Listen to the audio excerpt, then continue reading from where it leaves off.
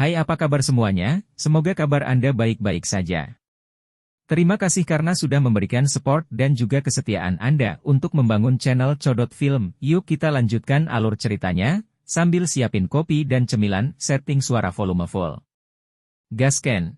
Namun setelah menerima telepon saat itu, apa yang dikatakan reporter khusus itu membuatnya tidak bisa mengambil tindakan. Jika Anda berbicara omong kosong kepada saya, dia akan dikirim ke penjara tidak peduli kejahatan apa yang dituduhkan kepadanya.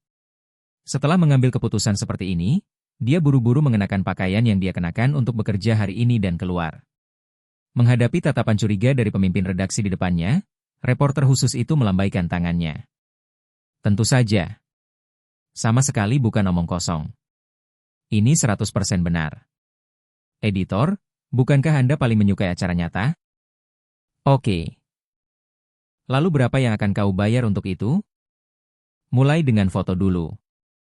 Melihat reporter di depannya tiba-tiba takut akan sesuatu, dia melihat sekeliling dan dengan hati-hati mengeluarkan foto satu persatu dari tasnya. Pemimpin redaksi asli tanpa ekspresi berhenti setelah membolak-balik beberapa foto. Segera, murid-muridnya mulai gemetar. Bagaimana?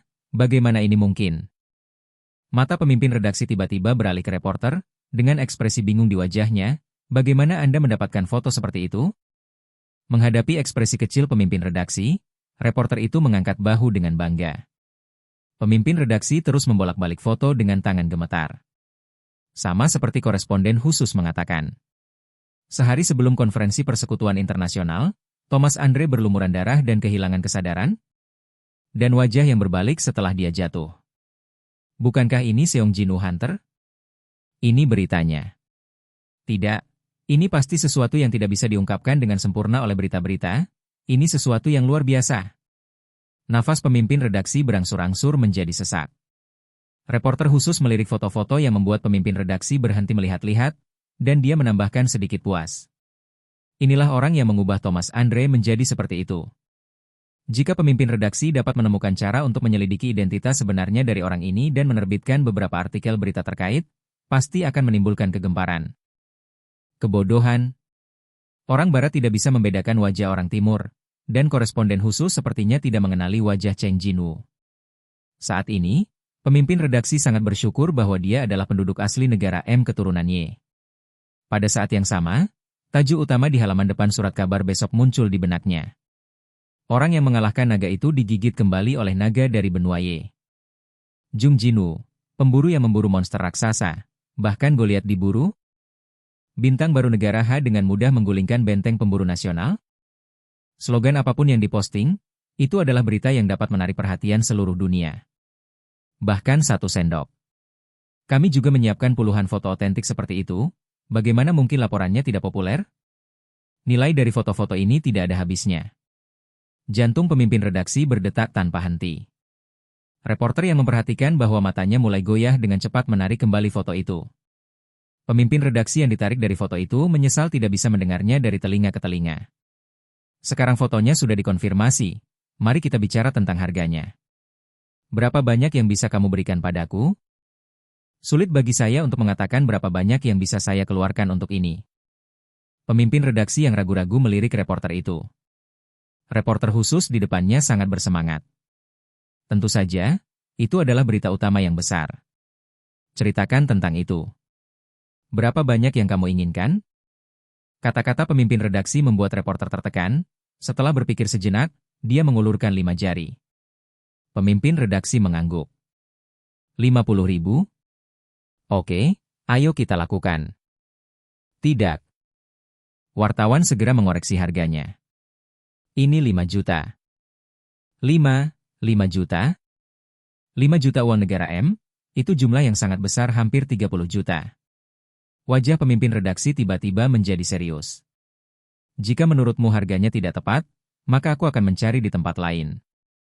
Reporter itu dengan cepat menyingkirkan foto-foto itu, dan hendak berbalik dan melihatnya. Pemimpin redaksi buru-buru menahannya. Tidak, tunggu sebentar. Di era ini ketika foto-foto artis yang masih bayi dihargai jutaan yuan, apa alasan eksklusivitas seperti itu dan tidak mau menginvestasikan 5 juta yuan? Jika berita itu menyebar, stasiun TV dan surat kabar lain akan meributkan hal itu siang dan malam. Jangan lewatkan kesempatan ini. pemimpin redaksi yang akhirnya mengambil keputusan berbicara. Oke. Ayo buat kesepakatan. Tapi syaratnya semua foto dan dokumen asli akan diserahkan kepadaku, dan informasinya tidak akan bocor ke tempat lain. Bagaimana? Transaksi berhasil. Sebagai reporter khusus lepas, pria yang selama ini hidup di bawah memiliki ide untuk pulang menemui orang tuanya untuk pertama kali setelah meninggalkan kampung halamannya. Koresponden khusus mencoba menekan getaran itu. Kuat. Oke. Kuat. Bangsal tempat Liu Chenhao tinggal. Meskipun Liu Chenhao sudah keluar dari bahaya, dia belum sadar kembali. Dia terus bernapas kesakitan. Morfin, yang menekan rasa sakit, tampaknya tidak berpengaruh. Setelah beberapa saat. Setelah memastikan status Liu Chenhao, dokter meninggalkan bangsal. Saat itu, sesosok manusia berkulit hitam muncul dari bayangan memasuki bangsal. Suara mendesing. Bel yang bertukar posisi dengan Seong Jinwoo melalui pertukaran bayangan. Bel mulai memperlakukan Liu Chenhao sesuai dengan perintah raja. Dengan cahaya biru redup bersinar dari ujung jarinya, wajah Liu Chenhao, yang berkerut karena ketidaknyamanan, segera menjadi jauh lebih mudah. Bel, yang memiliki kekuatan lebih dari pemburu peringkat es biasa, memiliki tingkat sihir penyembuhan yang luar biasa. Untuk menyembuhkan keterkejutan mental Liu Chenhao, Bel bergerak perlahan, menghapus traumanya dengan hati-hati. Naruichi.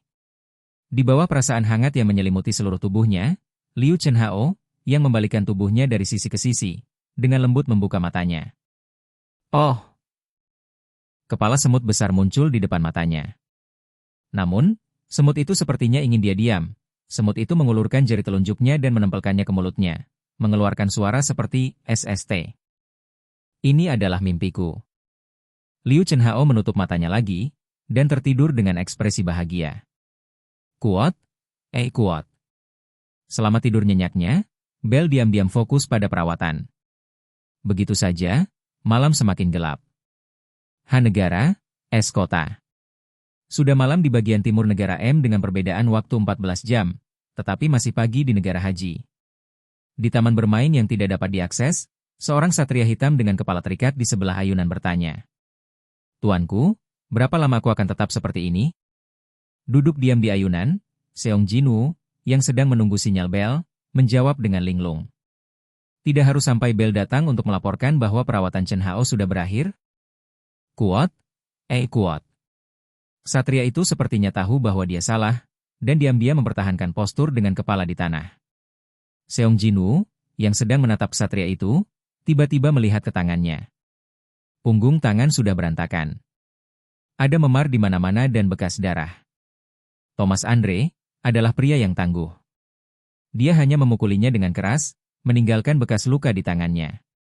Meskipun bekas luka ini dapat disembuhkan setelah tidur satu malam di bawah efek pasif, kesehatan dan umur panjang. Tetapi, sangat ngantuk. 039. Sedikit kelelahan melanda. Hari yang penuh gejolak berakhir dengan tenang. Prajurit bayangan yang diam beberapa saat berkata lagi. Rajaku? Bagaimana? Tolong juga beri aku nama. Cheng Jinwoo memandang prajurit bayangan itu. LV1. Tingkat umum. Ya, kamu juga harus punya nama. Setelah diganggu beberapa saat, Cheng Jinwoo tersenyum pahit. Kamu mati karena keserakahan, dan kamu disebut tidak pernah puas. Bagaimana? Oke guys, jangan lupa like, comment, share, and subscribe di channel Codot Film. See you next video. Peace out and bye-bye.